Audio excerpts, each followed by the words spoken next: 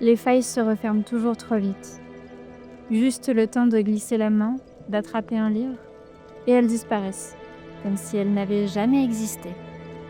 Elles laissent des traces, des pages encore tièdes d'un ailleurs impossible. Aujourd'hui, ou sommes-nous déjà demain, je vais vous parler de ces fragments d'histoire arrachés aux méandres des dimensions. Ceux que j'ai déjà parcourus, ceux dont je suis encore prisonnière, et ceux qui attendent leur tour. Tapis dans l'ombre de ma bibliothèque. Il faut bien s'occuper quand on habite un espace dans l'Ecclésia.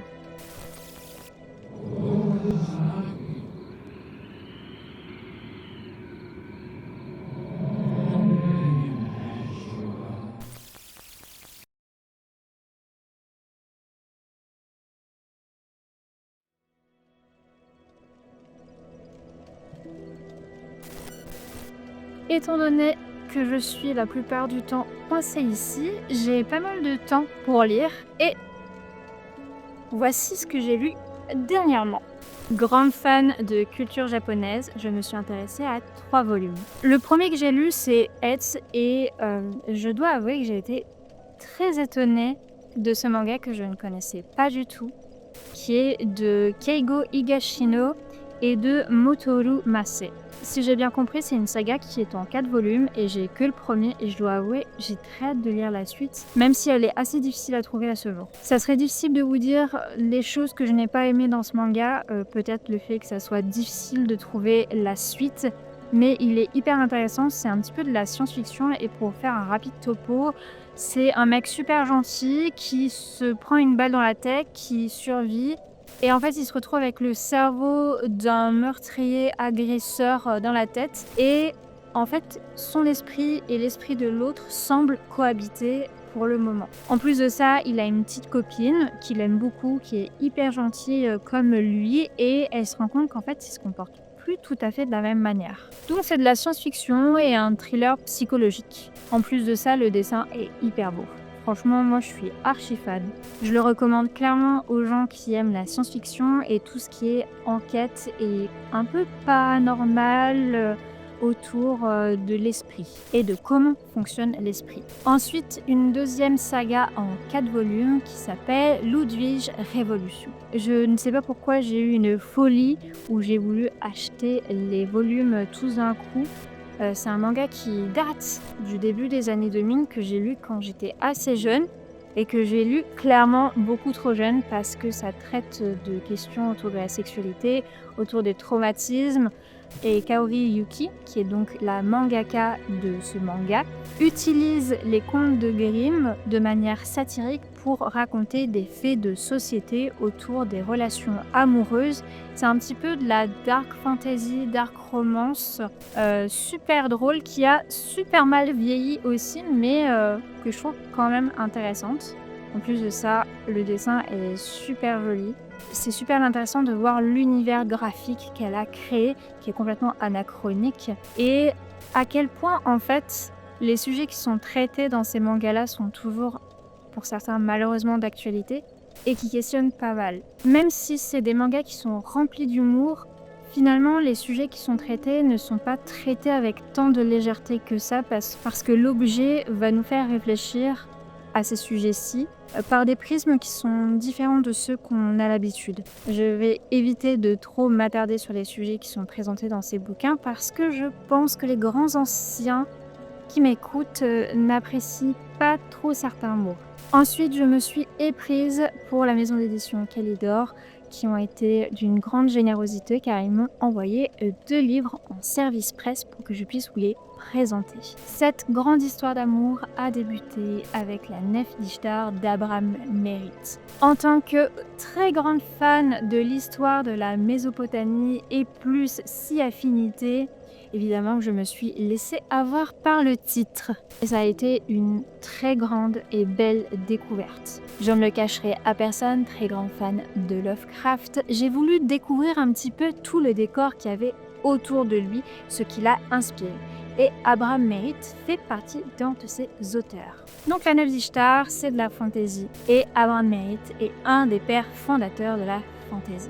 Pour vous résumer un petit peu l'histoire, un archéologue tombe sur un artefact et cet artefact le fait voyager dans le temps et les espaces. Il se retrouve sur une nef où il y a un combat antédiluvien entre Ishtar et Nergal. Ishtar, déesse de la guerre et de l'amour, et Nergal, dieu des enfers et de la destruction et de la mort. Donc on va suivre John Kenton dans ses petites épopées oniriques et son début d'idylle avec une prêtresse d'Ishtar. On va voyager en mer mais aussi dans l'espace-temps vers d'autres terres pour casser les chaînes de certaines malédictions historiques. Franchement, j'ai tout aimé dans cette histoire et ça a été vraiment une très belle découverte. En plus de ça, l'objet livre, toute la collection, tout ce qui m'a été envoyé, c'est juste magnifique. Il y a un vrai beau travail éditorial et un vrai travail d'explication historique, contextuelle également dans les ouvrages qui se trouvent soit au début, soit à la fin, au début et à la fin des livres. Franchement, découvrez cette histoire si vous êtes fan de fantasy. Étant donné que je fais quelques vidéogrammes sur d'autres canaux, j'ai présenté ce livre et la maison d'édition Kalidor m'a contacté pour me proposer un service presse de 2 livres. Le premier étant Le visage dans l'abîme de Abraham Merritt, le second est La fille du roi des elfes de Lord Dunsany. On va continuer avec Abraham Merritt, là aussi superbe livre, et c'est une toute autre histoire avec un tout autre aventurier que l'on va suivre dans cet ouvrage, Le visage dans l'abîme. En réalité, Le visage dans l'abîme est une nouvelle qui est plutôt courte et l'ouvrage conserve une autre histoire qui se nomme La mère serpent, qui est une histoire beaucoup plus longue. Mais l'une comme l'autre des histoires sont évidemment interconnectées, La mère serpent étant plus ou moins la réécriture suite du visage dans l'abîme. On va y suivre les pérégrinations de Graydon, une sorte de chercheur de trésors qui va découvrir une étrange civilisation. Et là aussi, on va suivre une petite histoire d'amour avec une des habitantes de cette cité, Suara. C'est une histoire qui m'a beaucoup touchée et que j'ai trouvé extrêmement intéressante. Au-delà d'être un récit d'aventure, de fantasy, c'est aussi une histoire qui fait beaucoup réfléchir et qui traite de divers sujets philosophiques et métaphysiques. C'est une quête de soi, une quête de l'identité, que ça soit celle du groupe ou de soi-même. Il y a aussi une question anticoloniale et le rapport à la culture des autres, comment on intervient à l'intérieur et comment on l'assimile ou non, par la force, par l'apprentissage, etc. etc. L'importance aussi de l'histoire personnelle et de l'histoire en général de nos racines. Ça pose bien plus de questions que ça ne donne de réponses, évidemment. Et de toute façon, c'est ce que je demande à une histoire, c'est qu'elle me dérange et me questionne. C'est exactement ce que fait Le visage dans l'abîme, qui est une sorte de miroir. Et le dernier livre que j'ai lu de chez Kalidor récemment, c'est La fille du roi des elfes de Lord Dunsany. Un tout autre registre, mais qui est aussi un fondamental de la fantasy. Là, on n'est vraiment pas du tout sur le même style d'écriture que les 2 autres bouquins. On est vraiment sur une sorte de conte de fées un peu étrange, très onirique. Alors clairement, ça ne peut pas plaire à tout le monde, mais juste pour l'exercice stylistique, lisez-le. C'est vraiment super curieux et hyper intéressant. Là aussi, ce n'est pas juste une simple histoire, c'est un outil de réflexion autour de l'âge adulte, de l'enfance, des responsabilités, du rêve. Même si ce n'est pas un coup de cœur, c'est vraiment une lecture qui m'a marquée parce que ça ne ressemble à rien de ce que je connais, à part peut-être Charles Perrault et les frères Grimm. On va y suivre l'histoire de « Il était une fois, ils eurent beaucoup d'enfants et ». C'est vraiment l'histoire de ce qui se passe après le mariage et les enfants des contes de fées. Et c'est vraiment pas tout rose. Je le conseille clairement autant aux plus jeunes qu'aux plus âgés. Et évidemment, personne ne le comprendra de la même manière. Je pense même que c'est un livre qui a un potentiel de relecture assez fort, à différentes strates de sa vie. Et les derniers livres que j'ai lus, c'est les 2 premiers tomes de la trilogie d'Evabad. Et clairement, cette saga est en train de ruiner mon cœur. J'ai pas trop envie de vous en parler trop en avant tant que j'ai pas terminé avec le 3e tome. mais c'est juste incroyable. C'est de la fantaisie orientale, extrêmement politique, très recherchée autant culturellement que sur les dynamiques étatiques qui sont présentées. Donc on va suivre Nari, Dara et Ali essentiellement. Ça débute en Égypte et ensuite on va voyager dans un monde parallèle avec des djinns. Autant vous dire des mots-clés qui ont tout de suite déclenché la lecture chez moi. Le premier tome, c'est la Cité de laiton. Le deuxième, c'est le Royaume de cuivre. Et tout à l'heure, je vous parlerai de l'Empire d'or. Pour vous résumer rapidement l'histoire, on va s'imprégner de la culture djinn. Et si vous avez adoré Game of Thrones, eh bien écoutez, si vous voulez prendre quelques coups de soleil, c'est le bon endroit. C'est aussi qualitatif en termes d'enjeux politiques. En plus de ça, les relations sont ultra complexes et non manichéennes. Et ça, j'adore.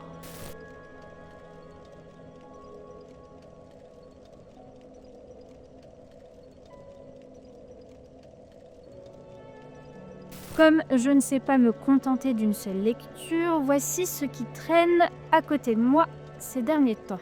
Ça fait clairement plusieurs mois que j'ai le cycle de Providence dans ma pile à lire et j'arrive pas à m'en débarrasser, je suis à peu près à 50%. Je connais tellement les nouvelles qu'il y a dans cette intégrale de Camus, cette dernière traduction, que j'arrive pas à avancer. Donc je dois lire à peu près une nouvelle par mois. J'aimerais enfin m'en débarrasser pour pouvoir acheter la suite de l'intégrale et surtout avancer dans d'autres créations. Mais j'y arrive pas, j'ai beaucoup de mal. Alors que là, franchement, c'est des histoires que j'aime beaucoup, les dernières, mais j'ai d'autres priorités de lecture. En tout cas, la traduction est, comme les autres volumes que j'ai, incroyable, hyper intéressante. Et les préfaces sont toujours aussi intéressantes. Évidemment, je vais aller jusqu'au bout de cette lecture, mais quand, je ne sais pas. J'espère le plus tôt possible parce que je commence à en avoir marre de le voir.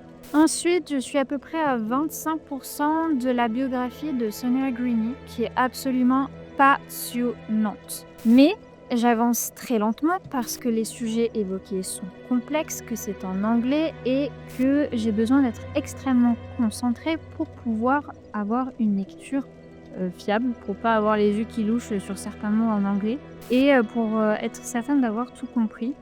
Les sujets sont difficiles parce que franchement, j'ai lu la première partie. Il y a 3 grosses parties. J'ai lu la première partie avec son premier mariage avec Monsieur Greeny.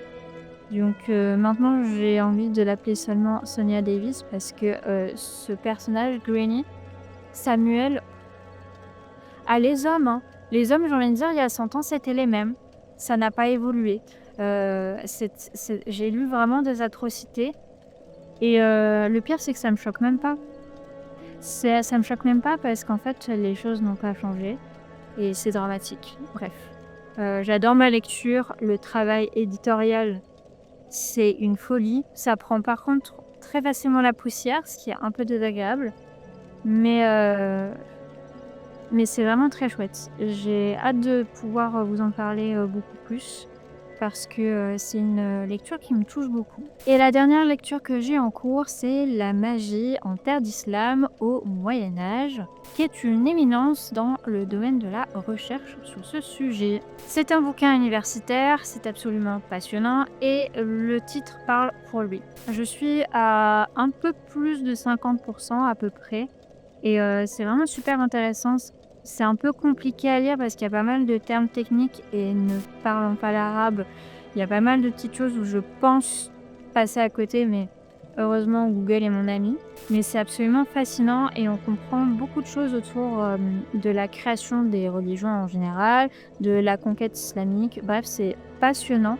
Et surtout, c'est intéressant de voir comment les gens interagissent avec ce qu'ils considèrent comme de la magie et comment elle est théorisée. Et c'est bien plus complexe que juste lancer du feu dans certains systèmes magiques de fantasy.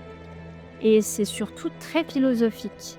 Bref, pareil, j'ai trop hâte de le terminer, ça ne devrait pas tarder honnêtement, pour pouvoir en parler beaucoup plus en avant.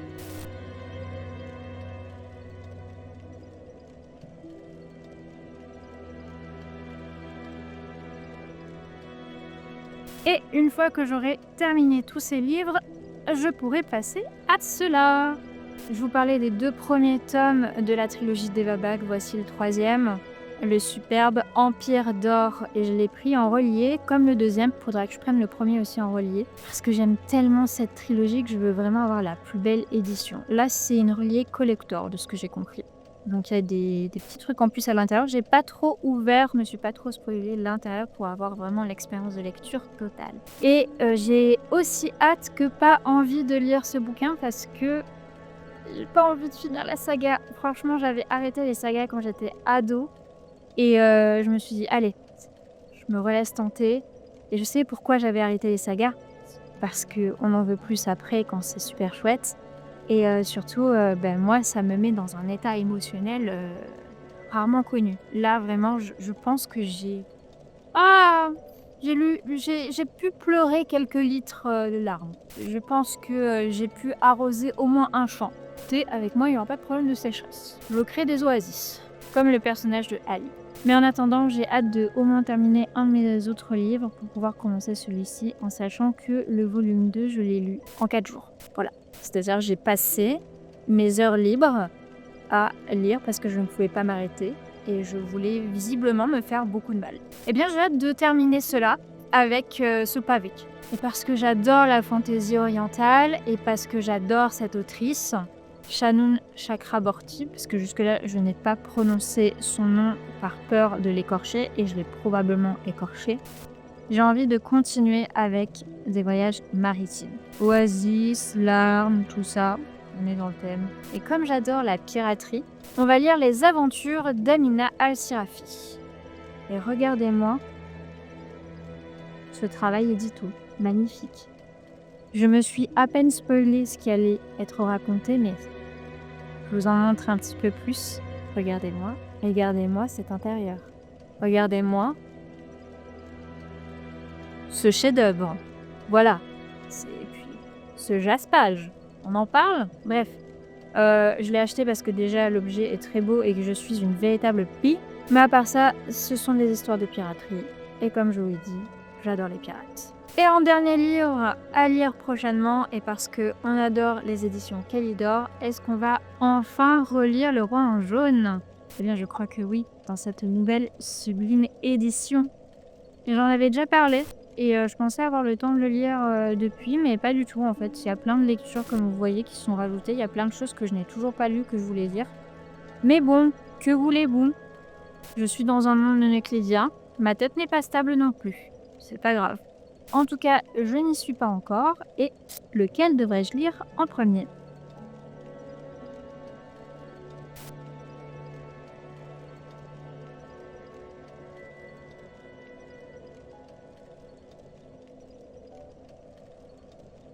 Je vais essayer de ne pas trop accumuler de livres provenant des failles. Mais je ne peux pas m'en faire la promesse. Je me connais et j'ai déjà une très longue liste de livres qui me font très envie. Si j'y pense assez fort, peut-être qu'ils apparaîtront demain. On va rester raisonnable, n'est-ce pas? Et on se dit à la prochaine fois.